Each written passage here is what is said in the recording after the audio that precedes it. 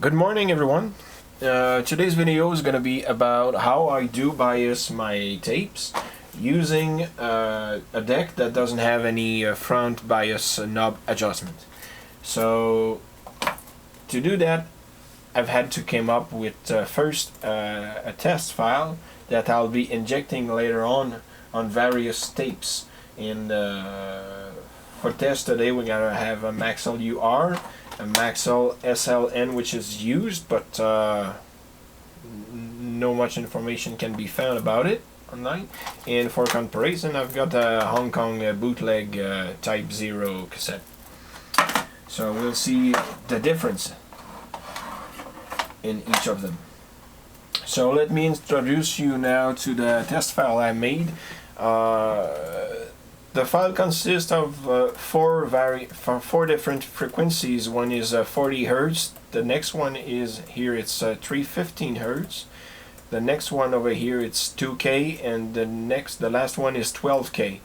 And I call this one the last one because this is looping again and again, like 1, 2, 3, 4, 5, 6, 7, 8, 9, 10 times. And this is gonna be represented in the position of the numbers I placed right in the corner around the potentiometer. Now we can see that the potentiometer is showing 3. I made a little arrow over here, a little black notch on the thing, so we can see easily at which position the thing is pointing. And well, let's have a little listen to the test file first, so we can have a better understanding of what's going to be going on. So I'll play it.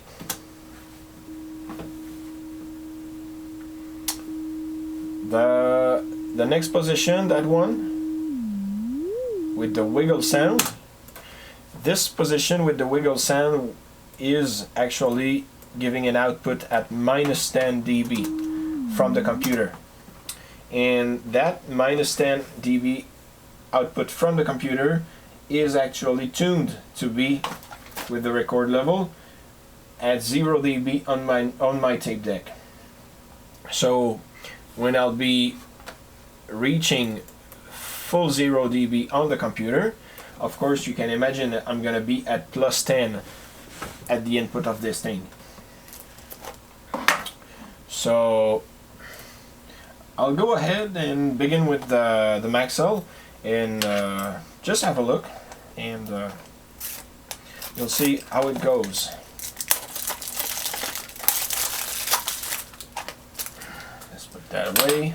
It's gonna be a little long because now I'm talking, but once the process is started, most of it is just waiting for the 5 minutes test pattern to finish, and then playing it back and recording it back on the computer to analyze it. So just record mute, stand by, and I'm gonna play this part over here. I'm gonna zoom in just a bit. So this one over here in loop, and I just adjust my levels to be sure that I'm at 0 dB. So this is coming in at 0 dB on the deck. Make sure every Dolby noise reductions are off, and since this is a normal type, I have my deck on normal position. And actually I'll post that. Actually the knob goes from 0 to 10, and usually bias knobs on boards goes the other way around. If you go all the way clockwise, it's gonna be less bias, and if you go counterclockwise, you're gonna have more bias being applied to the tape. So I'll begin with at 3 for the first part of the stair step pattern over here, and as soon as this pattern ends up, I'm gonna kill the potentiometer to position 0. So this is gonna be recorded at the potentiometer in the position 0, and this is going to be recorded at position 1 and 2 and 3 and all the way to the position 10. So just going to rewind that, go ahead and hit play. And I'll put my screwdriver right in already because I want to be ready to be able to turn it. And lucky enough, it stays there. So I'm just gonna hit play and follow the thing. So it's gonna be a little long. So if you want to go forward just 4 or 5 minutes so we get to the end of this file, it's up to you.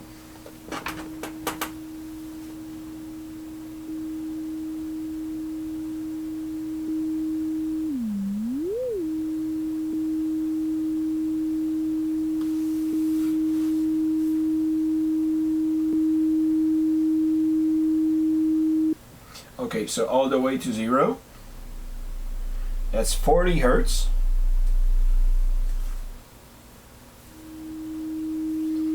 Three 315 Hertz. 2 kilohertz. And 12 kilohertz.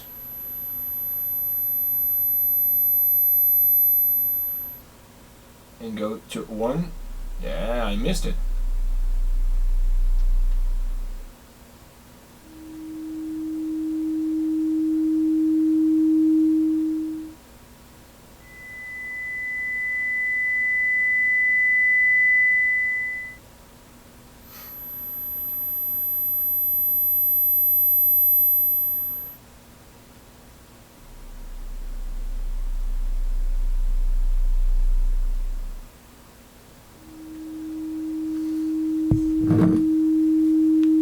Cheers.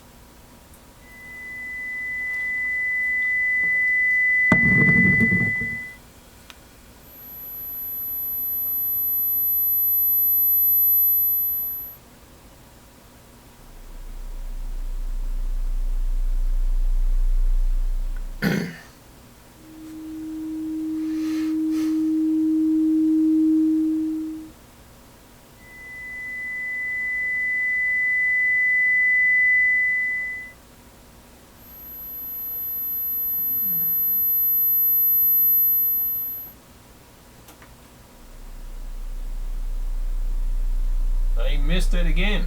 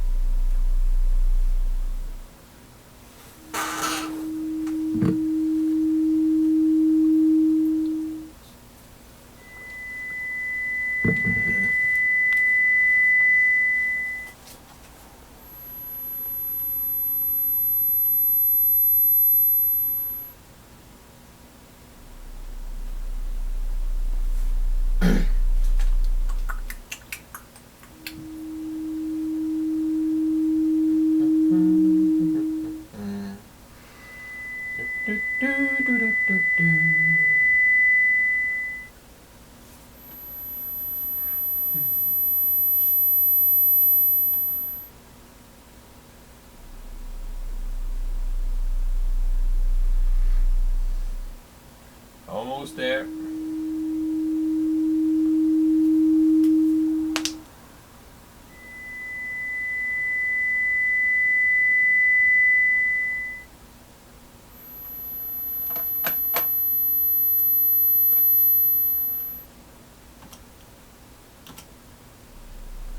Well, don't know. So, yeah, there was one missing in the file. I'll add it.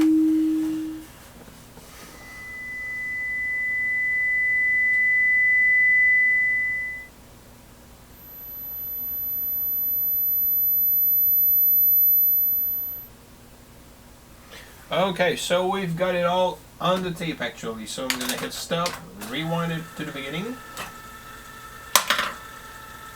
and I've got another instance of Adobe Audition that's already open, and with this one I'll hit record and play from the deck, and we're gonna wait again about 5 minutes for all that thing to go back on. What the heck is that? I've got to change some things because I don't want my voice in Audition. No.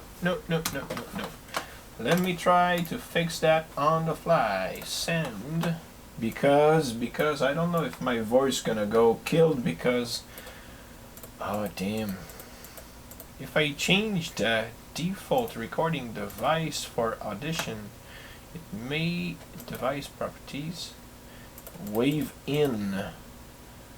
Let's put line in Realtek. Use that thing in edit view. Hey.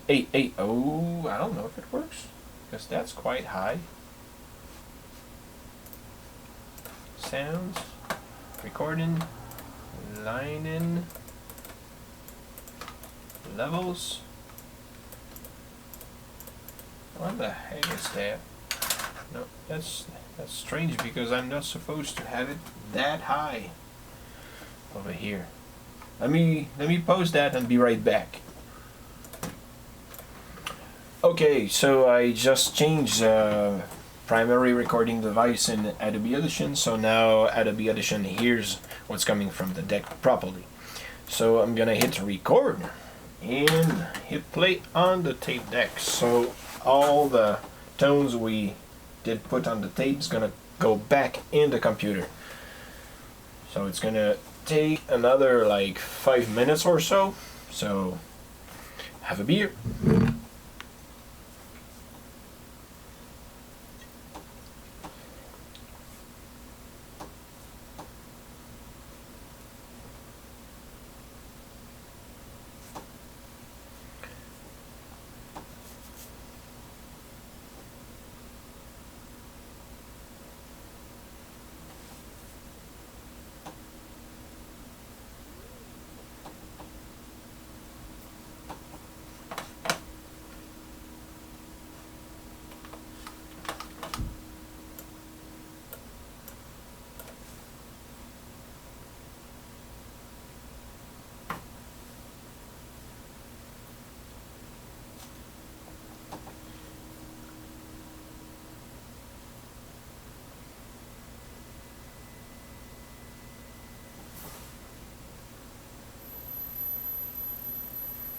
Now you're hearing them through the speaker I've got on my desktop. Yeah, 40 Hertz doesn't go too well through a 1-inch speaker.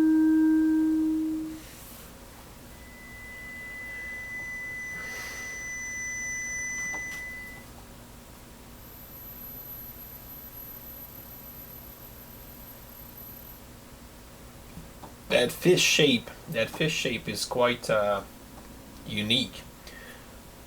You know, when people says when you put some more you get some less highs on the tape, that's the fish shape thing. When you keep pushing up the highs, it goes down.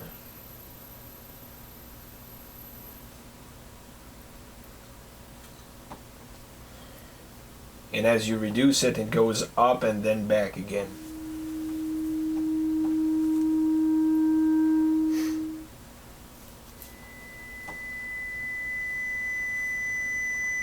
Now I'm only using the right channel because that process would have to be made twice because, well, you can do both channels at the same time, but you would have to turn both both knobs on the board at the same time. So I just do it twice usually.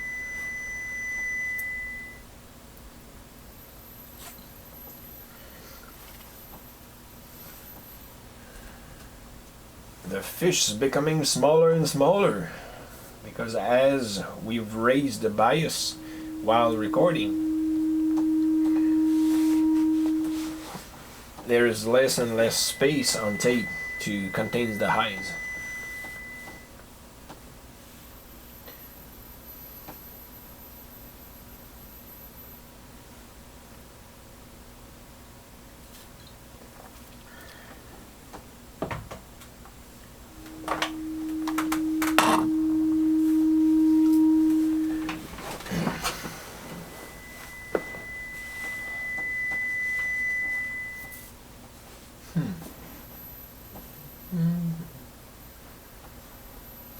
Are we almost there?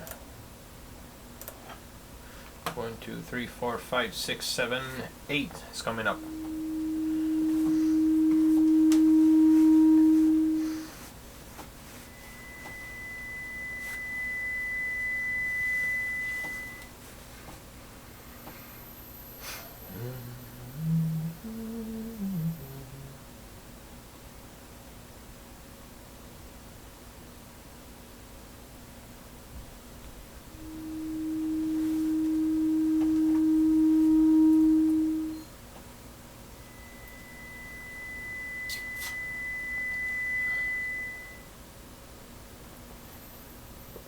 Empty. I need another one. 9%. Ah.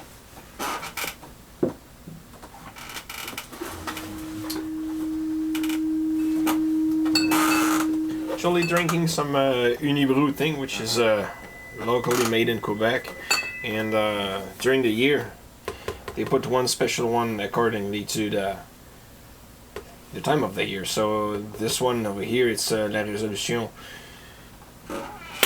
The resolution you take every year for Christmas. So here it is, 10%.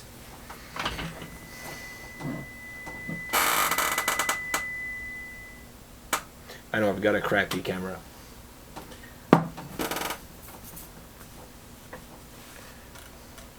One, 2, 3, 4, 5, 6, 7, 8, 9, 10. I don't know. I did 11 of them. 1, 2, 3, 4, 5, 6, 7, 8, 9, 10, 11. Oh, it's because 0 to 10 means 11 position. Okay, so stupid am I.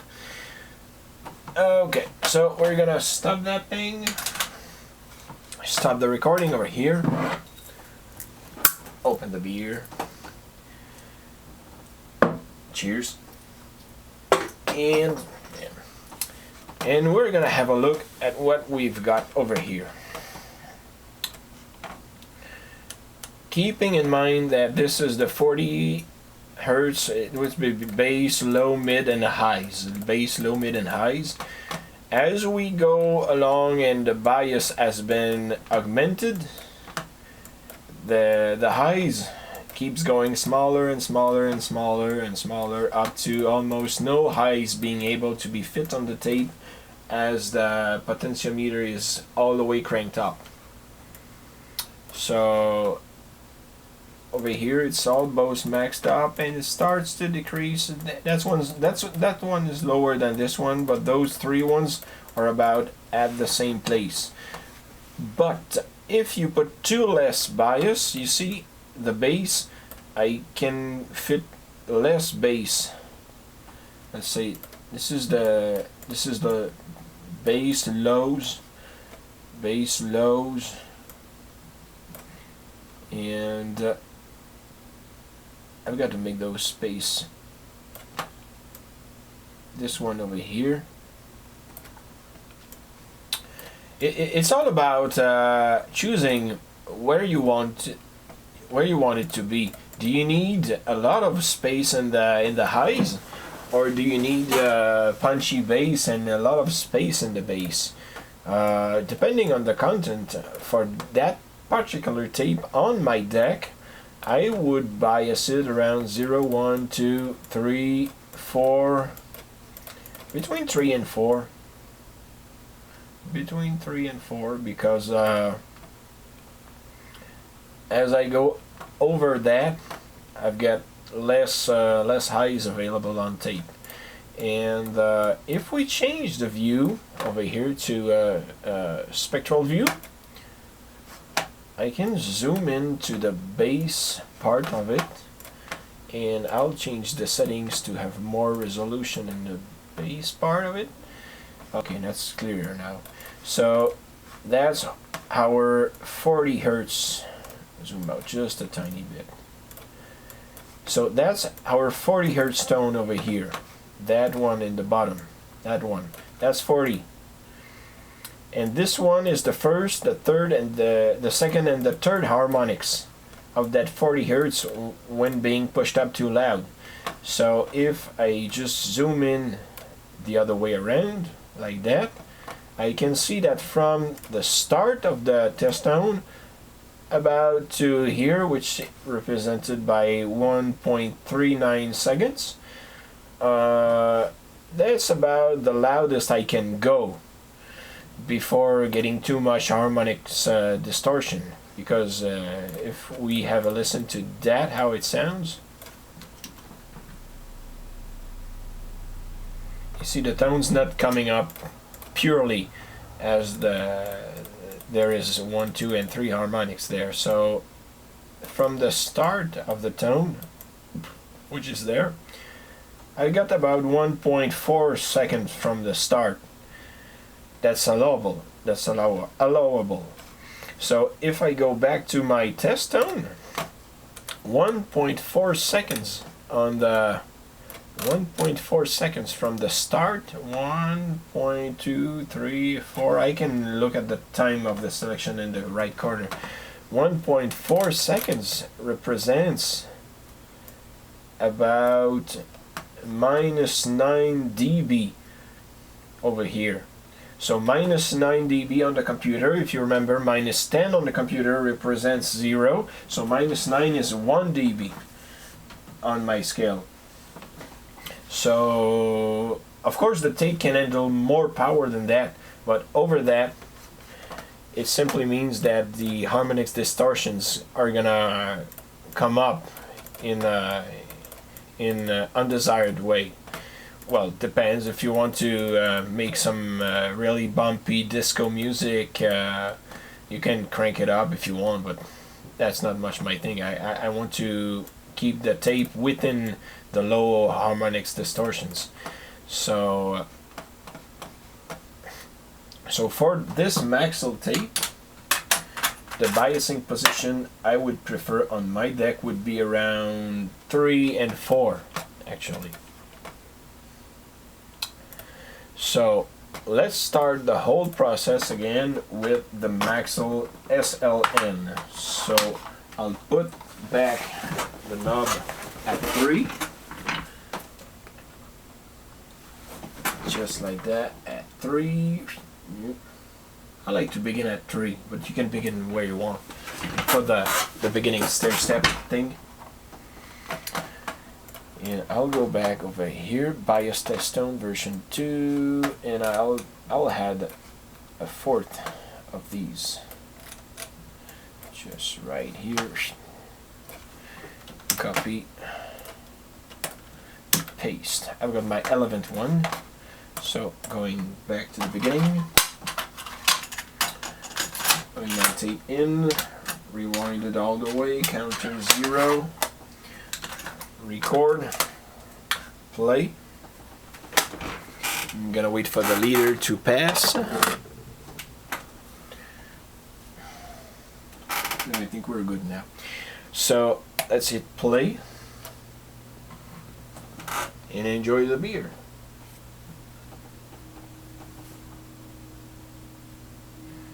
Now I'm trimming my speaker I've got on my desk because I don't want it to double with the direct line you've got from the now the 0 dB was properly balanced.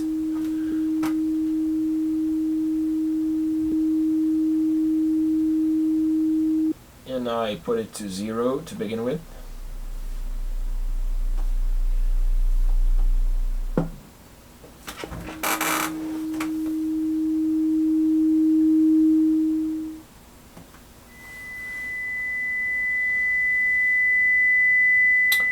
One stupid thing about this deck is that it doesn't have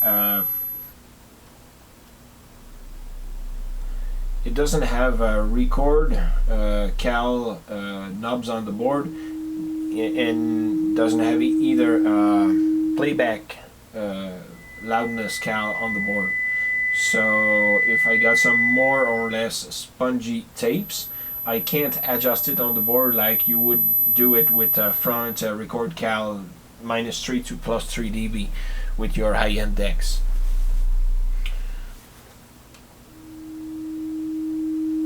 No, I missed it.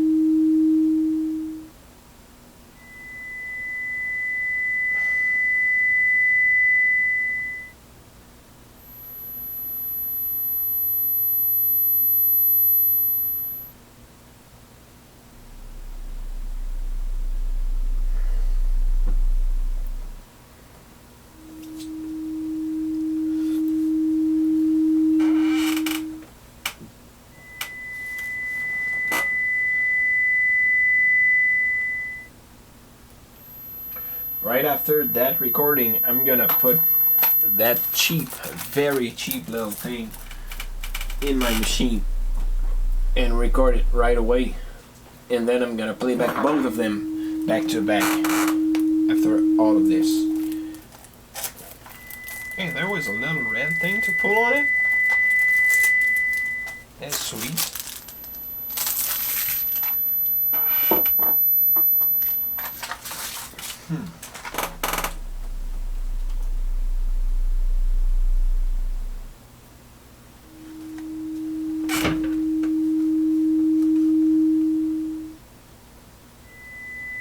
I missed a lot of it. I'm gonna cut that and go back.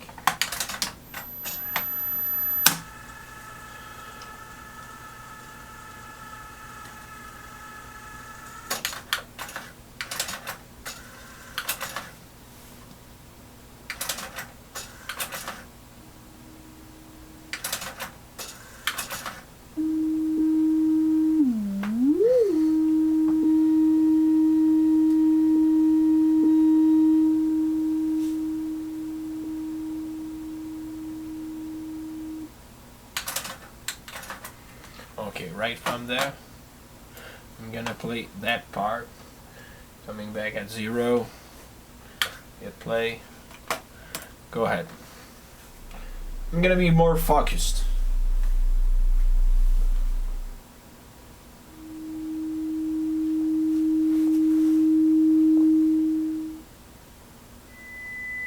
When doing those things, you can't do anything else, you got to be right on the pot. And I gotta change it. I open that.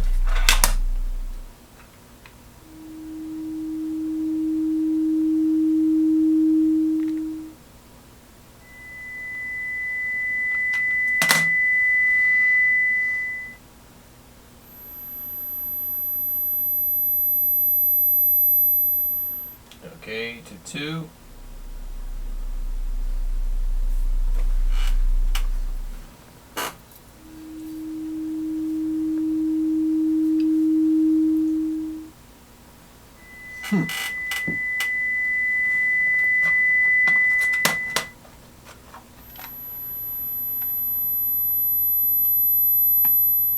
Okay, changing to 3, right there. I don't know what happened, but the sticker is already all chewed up.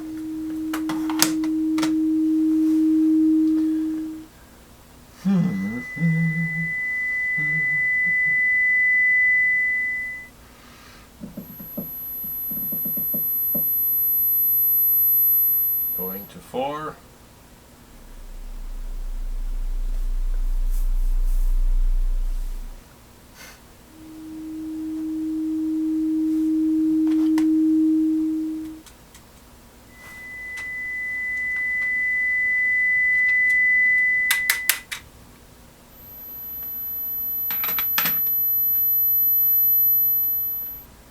Going to 5.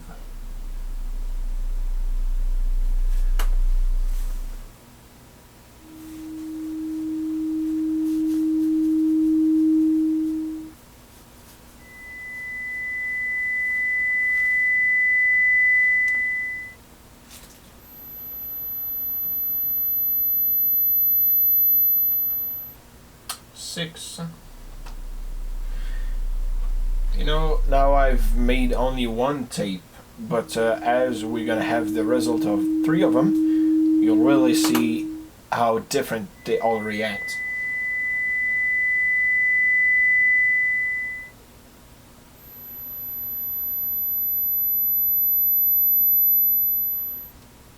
Seven.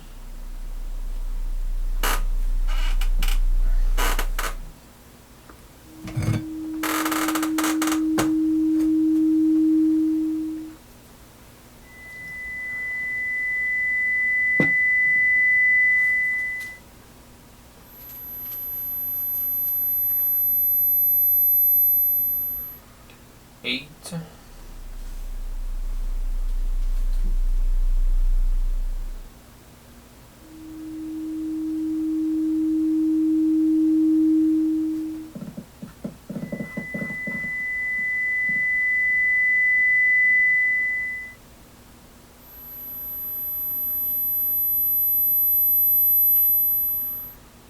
Nine.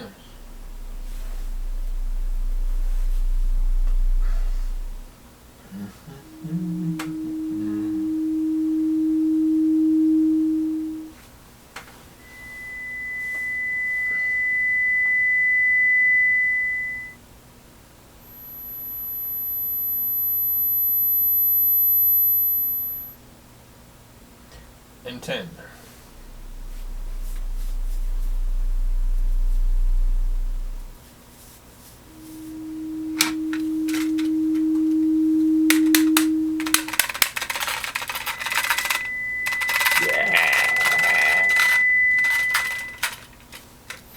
Crappy sounding tape. Everything's loose inside. Okay, so now I've got that one recorded. I'm gonna just rewind it quickly. And rewind that as well.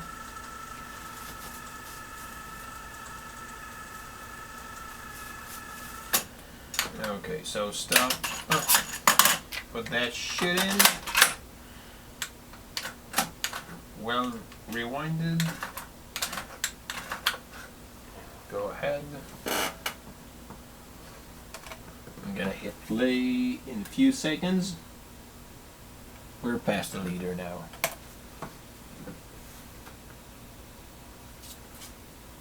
And I'm gonna put it back to 3 to begin with.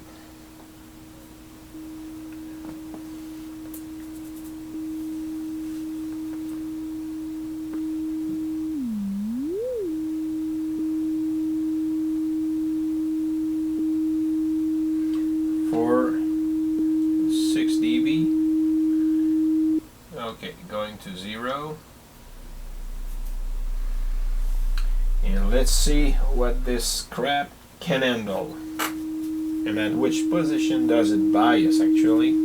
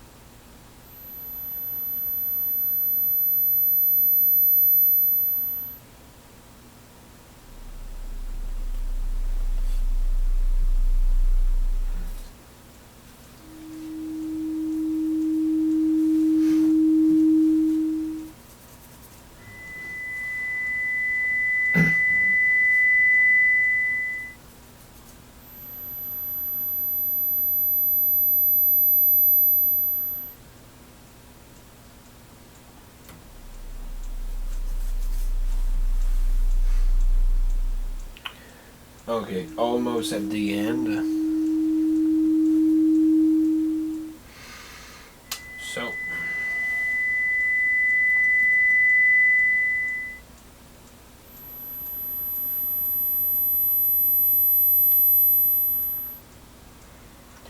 okay, there we are.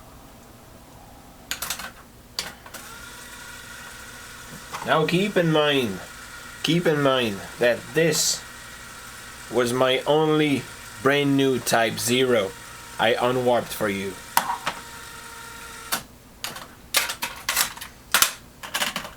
Let's put the Maxell SLN in it.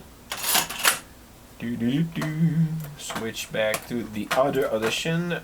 We'll make a new file. No, not this bottom. That one. Okay, and the third one as well. So going back to number 2, hit record and play, and wait another 5 minutes. It's a long process, but that's actually the only one that makes me see what's going on the tape itself.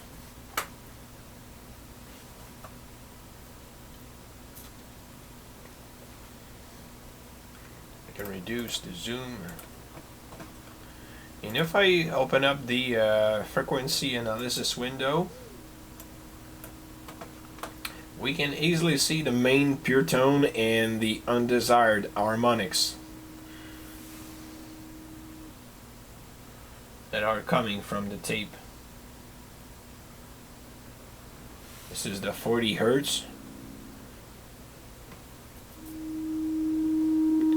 315, and as the loudness increases, the harmonics go way up.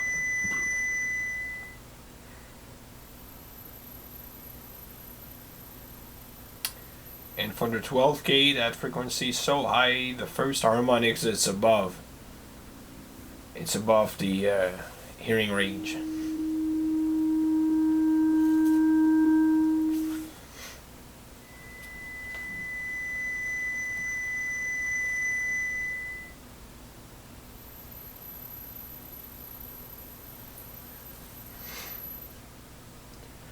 Same fish shape.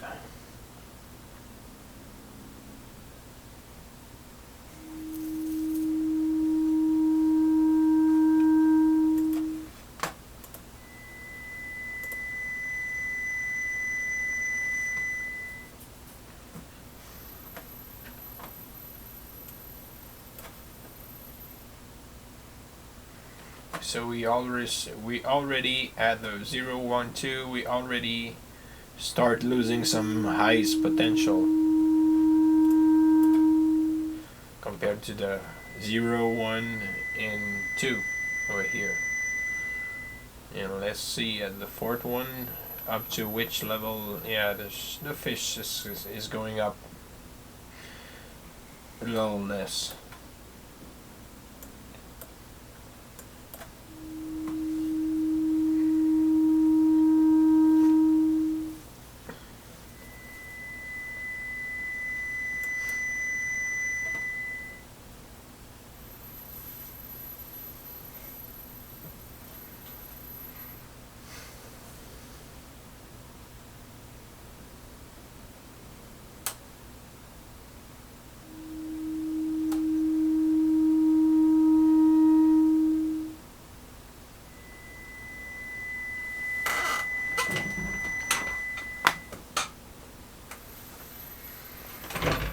Okay.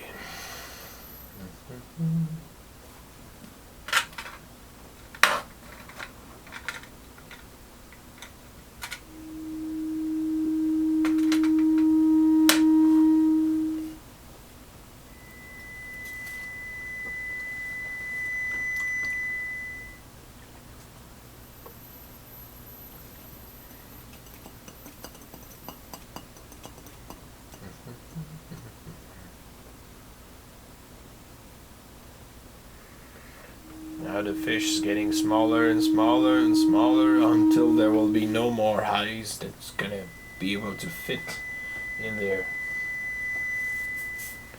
But of course, with the bias at the maximum, the bass potential is increasing.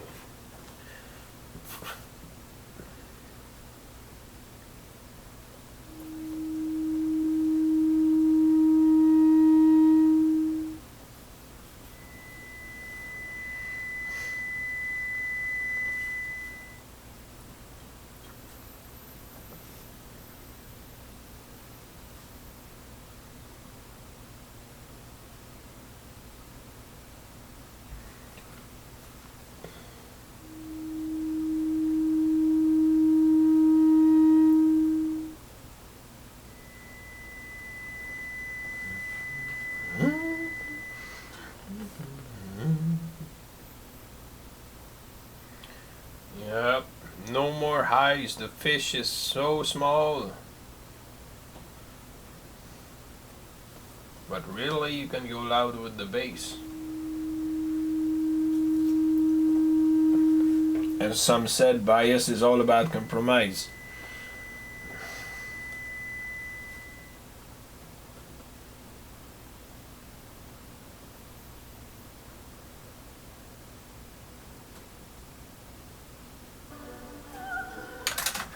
Okay, so we're done with that second one and go to the third file. Let's pop that in. Hit record and play.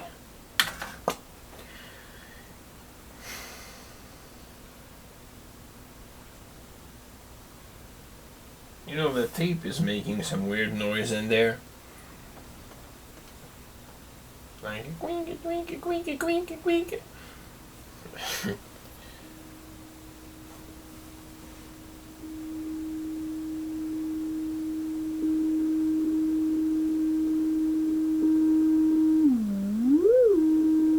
There's so much noise in the background. What the heck?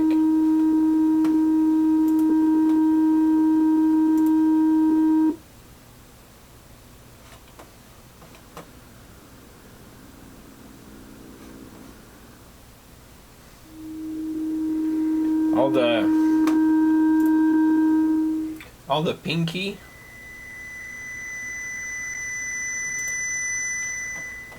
the pinky at top over here, it's all the background noise we can see.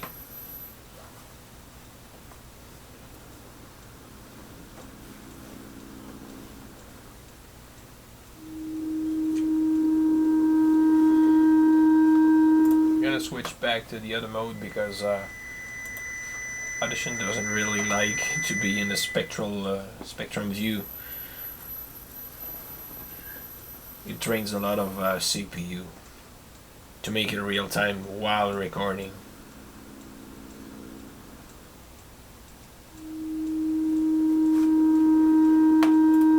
That one is less CPU consuming, so I might just leave that one over here for the moment.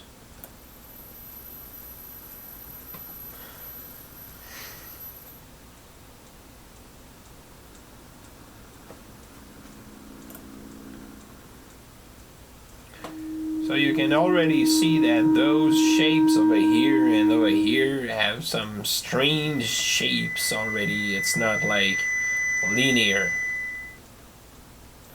With a little more bias, well, the shapes starts to be consistent.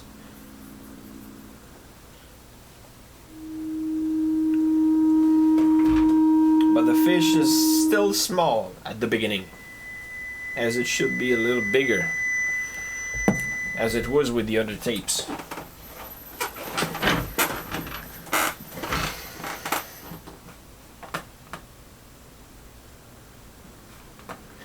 That's the 40 hertz. We're now at 0, 1, 3, 4, 5. We're at the 6th one right now.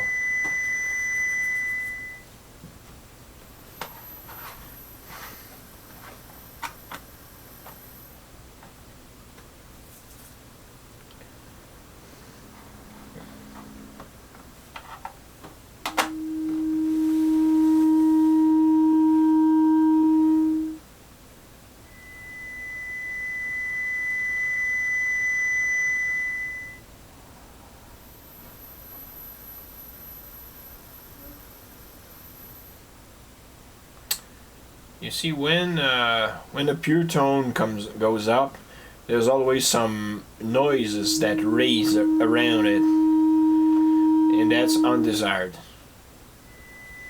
You see the pure tone, but here's the noise rising up around it, and that's bad.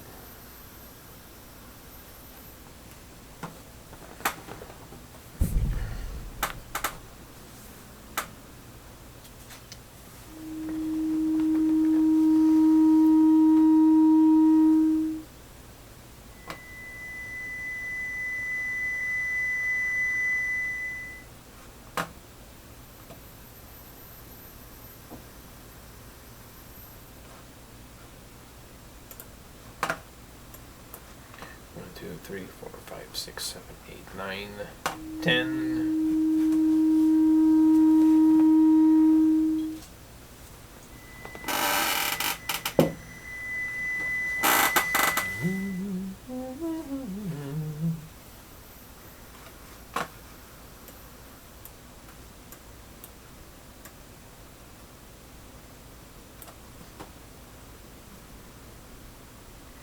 I think that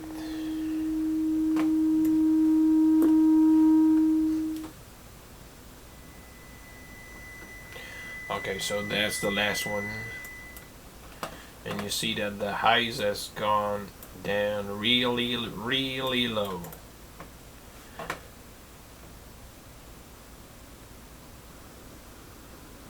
And you see, we've heard the tape go from before being recorded. You see, if I just zoom that portion over here, I was recording on the tape, and then I hit stop at that moment, and now we listen to the brand new tape without I've recorded on it, so the background noise is higher than that it was before. That's strange. I would have pretended the tape to be quieter, being brand new. Okay, so now let me just cut that a bit so they all fit together nicely. So I'm gonna remove that, and oops, zoom out full. Doop. Over here.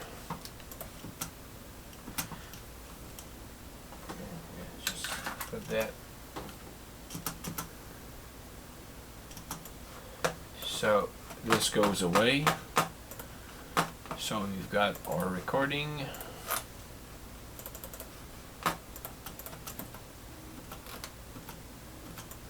So this goes away, and at the end, this goes away. And for the first one, I'm gonna switch back to that view.